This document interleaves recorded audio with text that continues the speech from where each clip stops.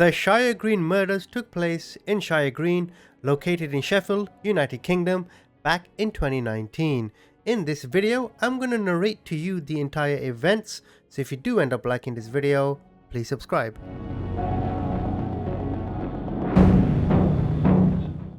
Now this case is very near and dear to me because I was actually born in Sheffield.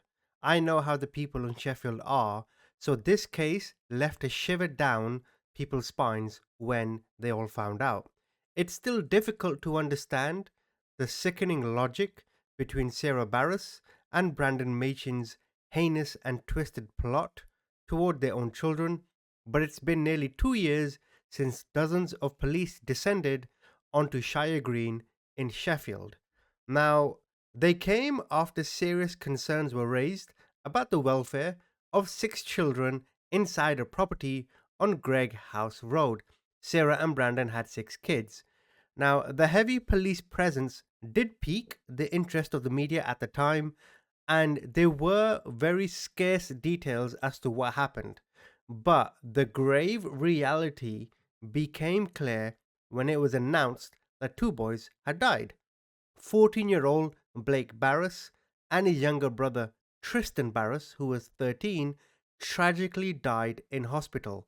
This prompted a murder investigation which unraveled to reveal a monstrous conspiracy cooked up by their own mother and her half-sibling. Yes, half-sibling. The pair were in a secret, incestuous relationship. Now, before I continue, my videos will always be free, so if you do want to support the channel, donation links are in the description. Please also feel free to join my Discord where you can talk to me directly. Now let's continue with the story. And they had started plotting the horrific family assault at least 10 days before murdering their 2 eldest children on the morning of May 24th, 2019. But the night before, the parents forced their 4 oldest children to swallow tablets. These tablets contained a mixture of ingredients like ADHD medicine, which were around the house somewhere. Sarah strangled Tristan, who shouted stop at one point, and he was struggling to get away. And in front of him was his brother Blake. The traumatized youngster yelled, "Mom is killing Tristan!" But Brandon then strangled Blake with his bare hands. The killers swapped victims and placed bin bags over their heads to make sure they were dead. Sarah and Brandon then tried to drown one of the other children, but that child survived as they struggled and hysterically screamed and pleaded, "Why are you trying to kill us?" Sarah's plot involved taking her own life after killing her children. She planned to kill the youngest children last, but ended up taking the surviving kids into a bedroom and calling the police. When officers arrived, she gave them a notebook, and on the notebook there was a page entitled Funeral Arrangements. Now the question on everyone's mind at the time was why? Why did they concoct this evil plan to kill the innocent children they had brought into this world?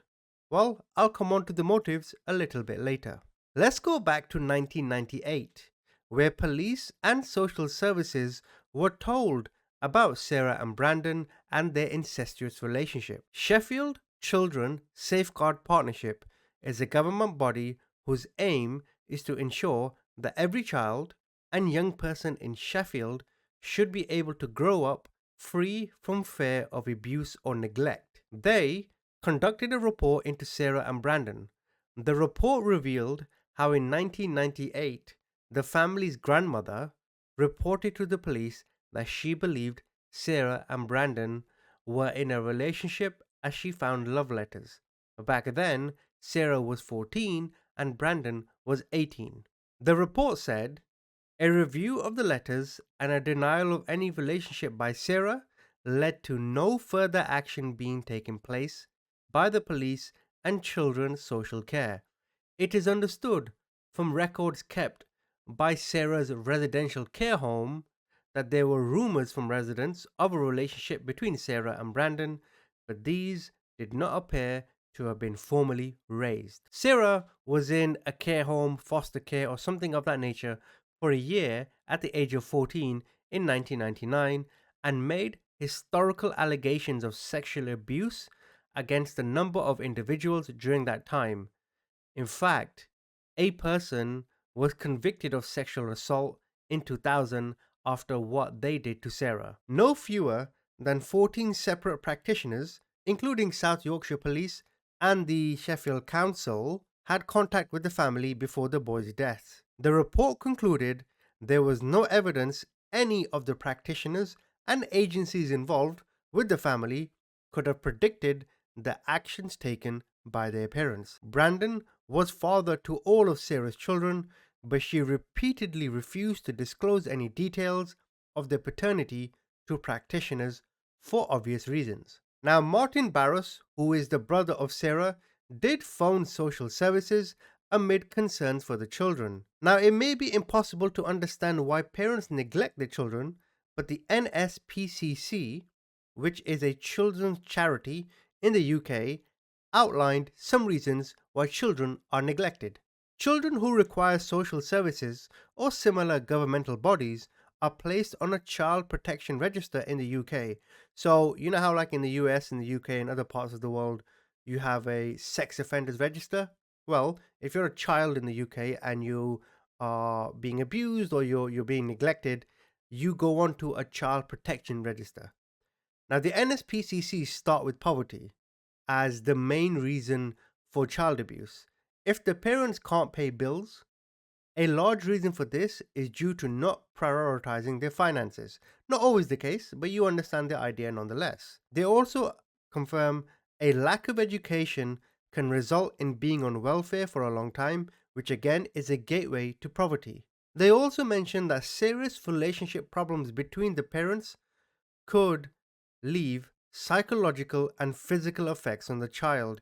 If the child is going through a messy divorce, if the parents are continually arguing in front of the child, this could be detrimental to their mental well being. They also say violence between parents. Domestic violence can result in the child themselves being abused. By being abused as a child, this could become the norm for you, which you could carry into your later life. This is also known as the abuse abuser theory. They finally mention that a lack of support from extended family, like grandparents or uncles, could also lead to loneliness and isolation, and this is another form of neglect. By its very nature, child abuse is damaging to normal child development. Children who are neglected and abused will often exhibit a wide array of characteristics and behaviors. Just imagine the psychological effects this has on children when they're not getting their basic needs. Most common among these array of characteristics are anger, depression, aggression, bedwetting, social withdrawal. I feel social withdrawal is a big one, and low self esteem.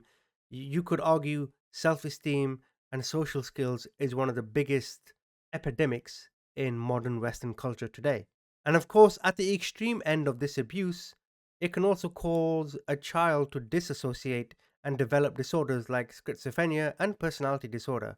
Personality disorder, in fact, is a mental disorder that affects a person's ability to function in everyday activities such as work, school, and interpersonal relationships.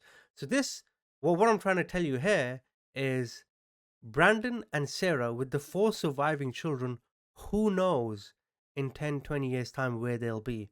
Do they have adequate social functioning skills? Are they able to be an upstanding member of society? Do they have the confidence to engage in relationships with friends and spouses and prospective partners? Do they suffer? Like, do they have a defense mechanism where when they try and do something, they'll stop in fear of what they might find? In fact, when they get close to someone, when they finally feel like they're bonding with someone, they could become paranoid in fear of what happened to them as a child could happen to them as an adult, and this could lead to a lack of impulse control, a limited range of emotions, and perhaps an inability to form long lasting relationships. So, where does this tie in Sarah and Brandon? Well, they were both from low income homes, abandoned by those who should have loved them most. They were left to fend for themselves. Nobody taught them social skills or norms, and they had to learn alone. With the earlier report of Sarah experiencing physical abuse, the mental toll this would have taken probably made her numb.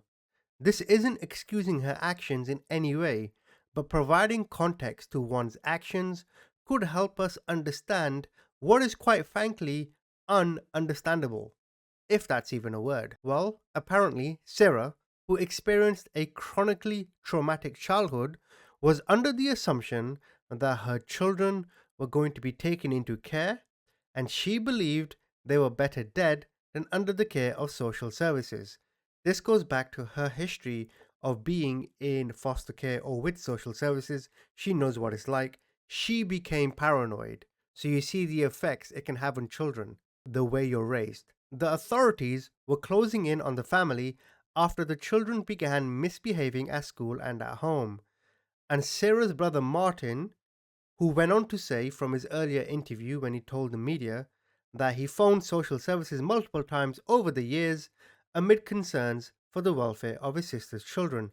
Martin said, "Those two have been evil since birth. They are both as bad as each other. They are both murdering, evil psychopaths." Martin said that he witnessed Brandon's violence towards Blake years ago and he knew something wasn't right. He visited them when Tristan was still in his pushchair, or stroller as some call it, and Blake was only a toddler. They must have been around 3 or 4. Martin said that when they were out walking, Brandon grabbed Blake's arm really roughly and dragged him across the floor. So he called social services and asked them to look into it. If they had, the boys might still be here today. One of the 4 youngest children, who were all under 13 at the time of the murders, said they wanted their parents to go to prison for 300 years, and another feared they might become a murderer. During the sentencing hearing, the public gallery also heard how 2 of the children are emotionally broken by what happened and repeatedly ask why and how. Even if they did not witness firsthand the strangling of their brothers, they would have heard the terror playing out in a place where they should have felt safe. The semi detached council house where Sarah and her children lived remains empty and boarded up with pictures of Tristan and Blake pinned to the metal shutters on the property. It stands as a visual reminder of the sickening crimes that occurred there, and it wouldn't be a surprise if the house is soon demolished in a bid to erase it from people's minds. There is no escaping the fact that these murders have tainted the community. There are many who are still suffering from the traumatic events. One mom, called Caitlin Pearson, who's 28, she has a 4-year-old and a son at the school in the area. She said, "It sends a shiver down my spine whenever I walk past that house. Ideally, I'd like to see it knocked down, but I don't think that will happen as it is attached to other houses." She went on to say that the whole tragedy has put a downer on the community and it is like a dark cloud being descended. We need positive vibes and to look out for each other to get through it. It has scared a lot of young people and opened their eyes to the fact that parents can be capable of terrible things. Now, with the review of Sarah and Brandon earlier that was conducted into these crimes, it stated that Sarah was terrified she was raising monsters, and again, she was convinced social services would take them away. In the case review, which was carried out by Sheffield Children's Safeguard Partnership, they ruled that there was no evidence that the agencies or practitioners involved could have predicted or prevented the boys' deaths. The review described Sarah as a competent, caring, and capable mother who advocated for her children appropriately and sought help and support constructively. The family had contact with a large number of staff and a variety of agencies, but the same board said professionals' view of mother's parenting was overwhelmingly positive, and she was seen as a competent, caring, and articulate parent who supported and fought hard for her children's access to appropriate support and help.